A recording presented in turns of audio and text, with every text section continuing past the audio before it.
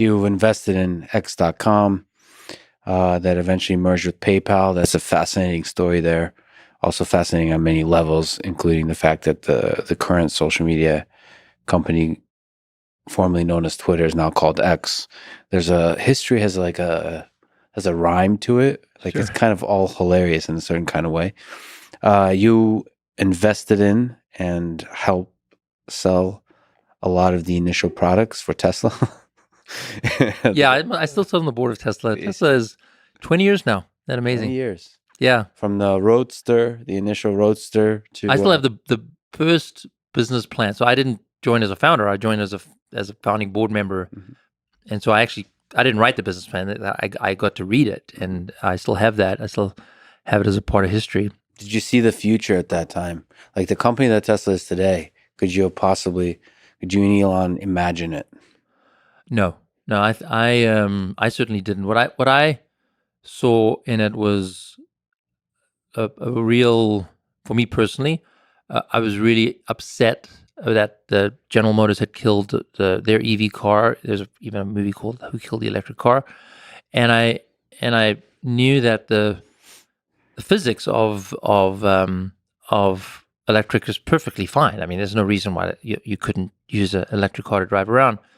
What resonated with me with the business plan was take an electric motor, which is really a high performance motor, and put it in a sports car and sell it at a high price as a way to enter into the market. Mhm. Whereas what others had been doing, what at least General Motors had done, is you put it into a really crummy car and you sell it as a commuter vehicle that doesn't really work that well and looks ugly as well. Like they really did everything they could to make that thing as ugly as sin. And then I was like, oh, okay, I get it. We're going to take an appropriate technology and put it in an appropriate car, so that when you have, because electric motors they have constant torque, you get incredible power.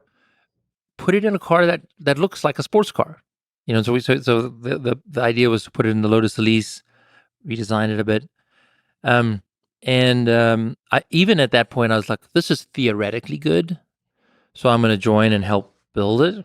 But I was not convinced that it would work because General Motors had done such a terrible job of making everyone think that these things are terrible. But I was curious, and the time that I fell in love with the company and its mission was, I was driving in a what's called a mule, where we take a car and we take the engine out and we put in electric drivetrain. And I drove it. Even the dashboards. There's no dashboard. It's just like you got a steering wheel, and it's just like wires and everything around. And I remember there's a street we were on in the Bay Area called Bing Street, and I was just like, no traffic. So I'm just gonna drive this. I'm gonna floor it, see what happens. And it was a feeling I'd never experienced before. So it's not, gasoline cars have an inertia to them. So you go, Yeah. this is just, it was like being shot out of a cannon. And I, okay, this is going to be real. It's a very spaceship-like feeling. Yeah. It's like, whoa. It's like the G-force pulls you back. Yeah. So I was like, okay, this is going to be great. This is going to be an interesting, we're going to create something interesting here. I think the real transformative thing for Tesla was the Model 3, when we were able to get the price down for the world. And that was also one of the most challenging periods for Tesla. And do or die. Personally. I mean, we were borderline bankrupt like 2 or 3 times that year. I mean, it was just everyone was hating on us about whether we'd get that done. The Model 3 today is incredibly affordable car, like a $300 a month kind of lease and $3,000 down. That's where you get the scale. That's where you get people who, and by the way, it's a great car. It's even a better Model 3 now than it was 5 years ago. We don't function the way car companies function, right? We function more like how an iPhone company, how Apple works.